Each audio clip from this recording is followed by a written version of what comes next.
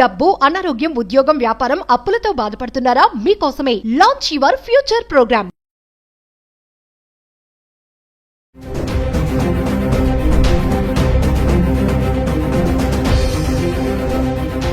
Hi hello నమస్తే, welcome back to Suman TV. ప్రస్తుతం మనతో పాటు ఉన్నారు పబ్లిక్ స్పీకర్ రజనీ రమ గారు.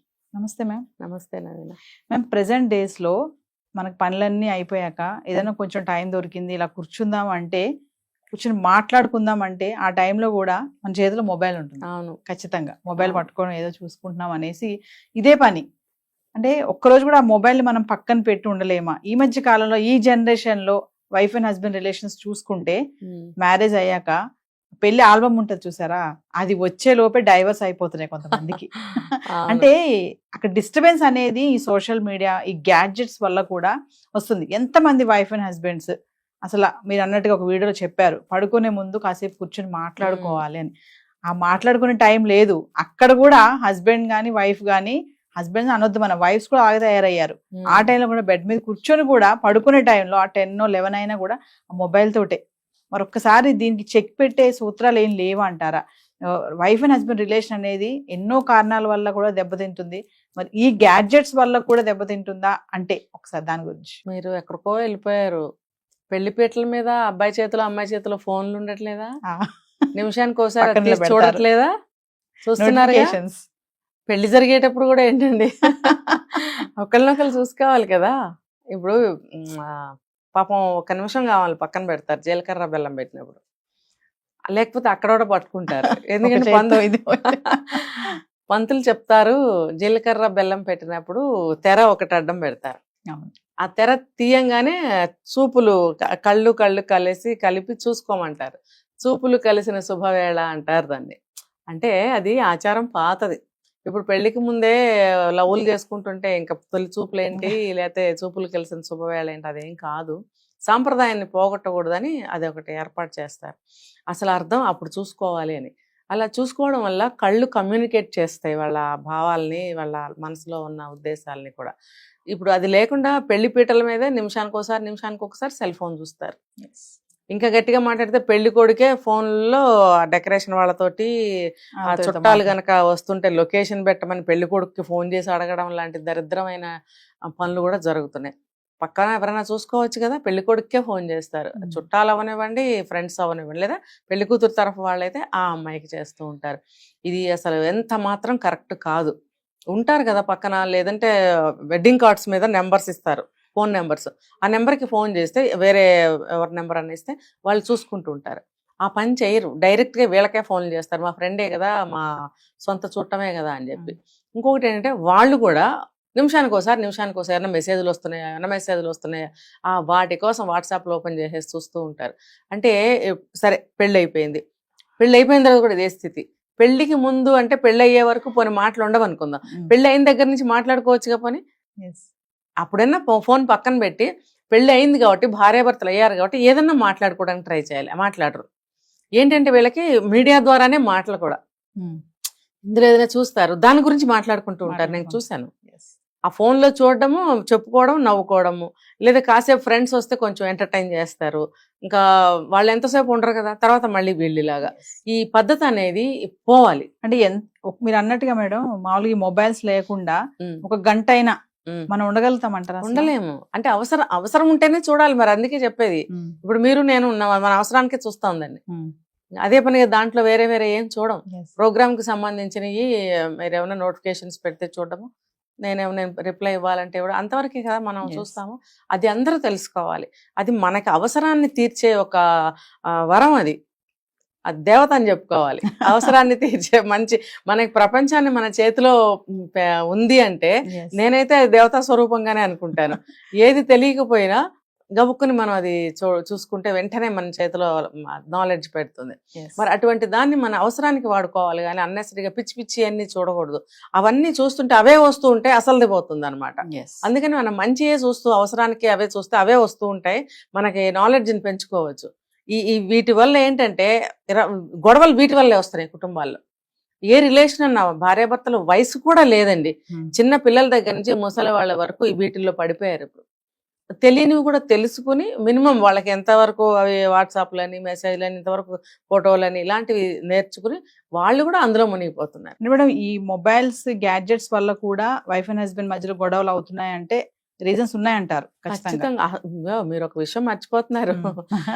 ఇప్పుడు వచ్చే గొడవలు కంప్లీట్ గా ఆ పాతకాలంలో వచ్చే గొడవలు లాంటివి కానే కాదు, ఇవి ఇలాంటివే. పాతకాలంలో గొడవలు మామూలుగా కుటుంబం గురించి కానీ, భర్త చెడు తిరుగుళ్ళు తిరిగినా, భార్య తప్పులు చేసినా, పిల్లల గొడవలు వచ్చినా, చుట్టాల గొడవలు వచ్చినా వాటి గురించి ఉండేవి గొడవలు. ఇప్పుడేంటి ఖచ్చితంగా ఇది ఈ సెల్ ఫోన్ వల్లే వస్తున్నాయి గొడవలు. ఈ సెల్ ఫోన్ తోనే గొడవలు వస్తున్నాయి. ఏంటి ఒక కాసేపు కాదు, కొంచెం సేపు కాదు, 24 గంటలు ఈ ఫోన్లోనే ఉంటున్నారు పెద్దవాళ్ళు కూడా. నేను చెప్తున్నా, ప్రతి ఇంట్లో ఈ సమస్య ముఖ్యంగా ఆడవాళ్ళు ఎదుర్కొంటున్నారు మగవాళ్ళ గురించి. ఏం చేయాలి మరి మేము కూర్చుని ఖాళీగా అంటారు. ఏంటి ఏం చేయాలి, ఇంట్లో తిరగచ్చుగా, ఇంట్లో అటు ఇటు తిరగచ్చుగా, ఆడవాళ్ళు తిరగట్లేదా ఇంట్లో? ఆ పని ఈ పని ఈ పని పని తిరుగుతున్నారుగా, మీరెందుకు ఖాళీగా కూర్చోవాలి? ఇప్పుడు సాఫ్ట్వేర్ జాబ్స్ అయినా సరే అదే పనిగా చైర్లో కూర్చుంటే వాళ్ళు ఫ్యాట్ అయిపోవడము, వేరే వేరే హెల్త్ ప్రాబ్లమ్స్ రావడం జరుగుతున్నాయి కదా. ఎన్ని ప్రాబ్లమ్స్ వస్తున్నాయో అందరికీ తెలుసు. ఒక్కటి కాదు, ఒబేసిటీ ఏంటి, కొలెస్ట్రాల్ ఏంటి, ఇంకోటి ఏంటి, అసలు ఒళ్ళు బద్ధకం వచ్చేసి ఒళ్ళు పెరిగిపోయి ఐడిల్గా అయిపోతున్నారు. అసలు బుర్ర కూడా మందం అయిపోతుంది. ఇంకా వారు దేని మీద ఉండదు, ఆ సిస్టమ్ ఉంది, సిస్టమ్ పని చేసుకుంటూ ఉంటారు అంతే. ఇంకా లేగవరు, మధ్యలో ఫోన్ చూసుకుంటూ ఉంటారు. ఒకవేళ జాబ్ అవర్స్ అయిపోతే కూడా ఇంకా దీంట్లో వేరేవి మరి ఎందుకంటే మాకు కొంచెం రిలీఫ్ కావాలి, రిలాక్సేషన్ కావాలి, ఎంటర్టైన్మెంట్ కావాలి అని మొదలు పెడతారు. అదేంటంటే రేగి చెట్టు కింద గుడ్డివాడు అని ఒక కథ ఉంది. ఒక చిన్న కథ చెప్తా. ఒక గుడ్డివాడు ఉన్నాడు. అందరూ బాగా తిరుగుతున్నారు, నవ్వుకుంటున్నారు, మాట్లాడుకుంటున్నారు, అటు వెళ్తున్నారు ఇటు వెళ్తున్నారు, మాటలు చెప్పుకుంటున్నారు, నవ్వుకుంటున్నారు. పాపం ఈ అబ్బాయికి ఏం కనపడదు. ఒక చోట కూర్చోబెడతారు. ఇది ఎప్పుడు పాతకాలం కదా కాబట్టి ఓ పక్కన కూర్చోబెడతారు. కూర్చోబెట్టినప్పుడు అతను ఏం చేయాలో తెలీదు, ఎవరి మాటలు వినపడవు. ఒక చోట కూర్చుంటే ఎక్కడో ఉంటారు వాళ్ళు నవ్వుకుంటున్నారా, తింటున్నారా, తాగుతున్నారా, తిరుగుతున్నారా, ఆడుకుంటున్నారా, పాపం ఈ అబ్బాయికి ఏమీ తెలియదు. అప్పుడు ఒకసారి చెప్పాడంట, నాకు ఏమీ తోచడం లేదు, నాకు ఏం మాటలు వినపడట్లేదు, ఏమి తెలియటం లేదు, మీరు అందరు ఎక్కడ ఉంటున్నారు అని అడిగితే వెటకారంగా అన్నమాట. వెటకారంగా ఏం చేశారు, ఆ ఒక వ్యక్తి నువ్వు ఒక పని చేయని చెప్పి తీసుకొచ్చి ఒక రేగి చెట్టు కింద కూర్చోబెట్టాడట. ఆ కొమ్మలు ఉంటాయి కదా, ముళ్ళుతో ఉంటాయి కదా, అది ఇట్లా గాలికి ఇట్లా కదిలినప్పుడల్లా కొంచెం ఇట్లా తగులుతుంది. కొంచెం దూరంగా కూర్చోబెట్టి ఉండొచ్చు, మరీ గీరుకుంటే రక్తం వస్తుంది కదా. జస్ట్ ఆ కొమ్మ తగిలేటట్టుగా కూర్చోబెట్టి అది గాలికి ఎప్పుడైతే ఇట్లా కొమ్మ కదులుతుందో అప్పుడు నీకు ఇట్లా టచ్ అయినప్పుడల్లా నువ్వు నవ్వుతూ ఉండు అని చెప్పారంట. పాపం నిజమే అనుకుని, అమాయకత్వం అయిన రోజులు కదా, నిజమే అనుకుని గాలి వీచినప్పుడల్లా కొమ్మ కదిలి ఇట్లా రాచుకుని వెళ్ళినప్పుడల్లా ఓహో వీళ్ళందరూ ఎక్కడ నవ్వుకుంటున్నారు, ఏదో సరదాలో ఉన్నారంటే కనపడదు కదా అని చెప్పి తను కూడా నవ్వటం మొదలుపెట్టాడు. అలా ఎంతోసేపు అనమాట. అంటే ఆ భ్రమ, ఆ మాయాలో ఉంచేసి వీళ్ళ పని వీళ్ళు. అలాగా వీళ్ళు కూడా ఏంటంటే ఒక్కట్లే సెల్ ఫోన్ పెట్టేసుకుని ఇలాగా రేగి చెట్టు కింద గుడ్డివాళ్ళలాగా నవ్వుకుంటూ ఉంటారు.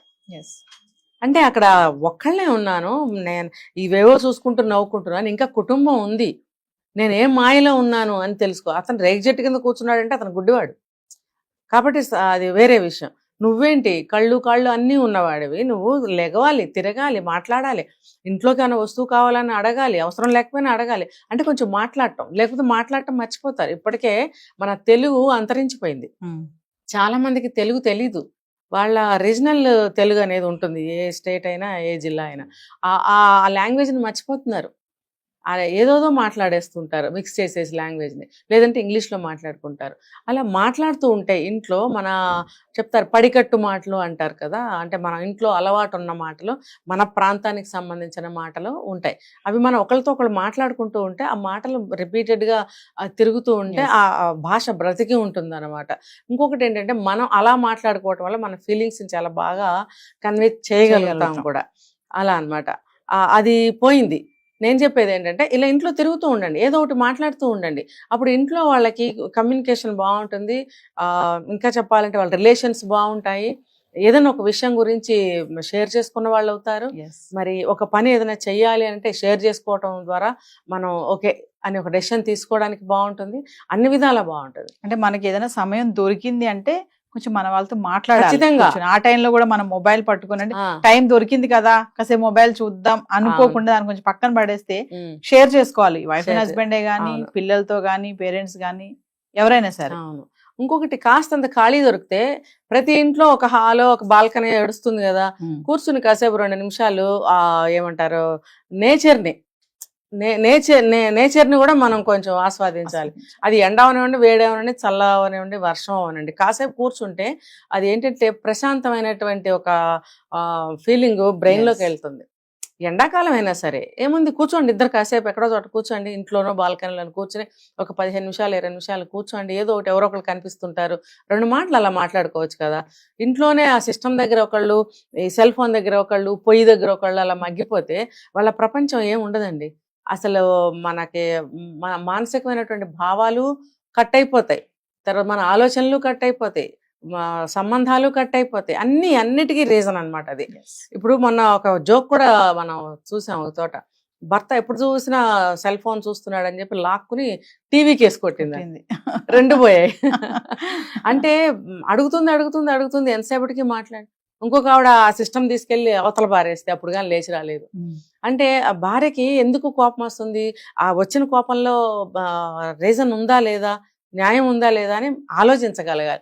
నా ల్యాప్టాప్ తీసేస్తావా, నా ఫోన్ తీసేస్తావా అని చెప్పి తిరగబడి కొట్టడం, లేకపోతే హత్యలకు వెళ్ళిపోతున్నాయి అలాంటి కోపాలు. ఇవన్నీ కాదు, ఎవరికి వాళ్ళు అర్థం చేసుకోండి. సిస్టమ్ దగ్గర ఎంతసేపు ఉండాలి, సెల్ ఫోన్తో ఎంతసేపు ఉండాలి, ఇంట్లో వ్యక్తులతో ఎంతసేపు, భార్యే కాదండి ఫ్యామిలీ ఉండదా, పిల్లలు ఉండరా, పిల్లలు ఇంతోళ్ళు ఉండొచ్చు అంతోళ్ళు ఉండొచ్చు, డిగ్రీలకు వచ్చిన వాళ్ళు ఉండొచ్చు, మరి ఫ్యామిలీ అనే తర్వాత ఎలా ఉండాలి బాండ్. నలుగురు చేతిలో 4 ఫోన్లు ఉంటాయి. నేను ఈరోజు మార్నింగే చూశాను, మా ఇంటి పక్కనే ఎక్కారు కారు, ఎక్కి ఇంకా ఇంత దూరం కూడా రాలేదు, ఒక 10 అడుగులు, అక్కడ ఒక 7-8 ఏళ్ల పిల్లాడు కూర్చున్నాడు ఫ్రంట్ సీట్లో. అక్కడ ఇల్లు ఎంత దూరం ఉందంటే రోడ్డు మీదకి వచ్చి ఇంకా 1/2 సెకండ్ కూడా కాలేదు, సెల్ ఫోన్ ఓపెన్ చేసేసి చూసేస్తున్నాడు. పక్కనే ఫాదర్ ఉండొచ్చు డ్రైవింగ్ సీట్లో. మరి ఎందుకు ఎలా చేస్తున్నారు? ఆ పిల్లాన్ని రోడ్డు మీద చూడరా బాబు, ఆ ట్రీ చూడు, ట్రీ మీద ఫ్లవర్స్ చూడు, లేదా పక్షులు ఉంటాయి చూడు, రోడ్డు మీద కుక్క ఏదో కనిపిస్తుంది చూడు, పిల్లి కనిపిస్తుంది చూడు, అక్కడ టెంపుల్ ఉంది, పూజారి వస్తున్నారు, అవన్నీ వాతావరణంలో ఉండేవి, అవన్నీ కూడా ప్రకృతిలో. అవన్నీ ఎందుకు చూడమని ఎందుకు చెప్పరు? ఒక లాక్కుని జేబులో పెట్టుకోలేడు ఆయన, ఫోన్ ఎందుకు ఇచ్చినట్టు? ఇంత పిల్లల దగ్గర నుంచి పెద్ద పిల్లల వరకు ఎంతమంది ఉంటాయి ఇంట్లో, అంతమంది చేతిలో సెల్ ఫోన్లు, ఇవి స్మార్ట్ ఫోన్లు ఉంటున్నాయండి, మామూలు ఫోన్లు కావు. మరి ఎవరి ప్రపంచం వాళ్ళు, ఎవరికి కావాల్సిన వాళ్ళు చూసుకుంటాడు. టైంకి ఇది మాత్రం ఎక్కడి నుంచి వస్తుంది అంటే ఇంట్లో భార్య మాత్రం వెళ్ళి వండాలి, ఆవిడ కూడా తూతు మంత్రంగా వంట చేసేసి గవా ఫోన్ చూసుకుంటుంది.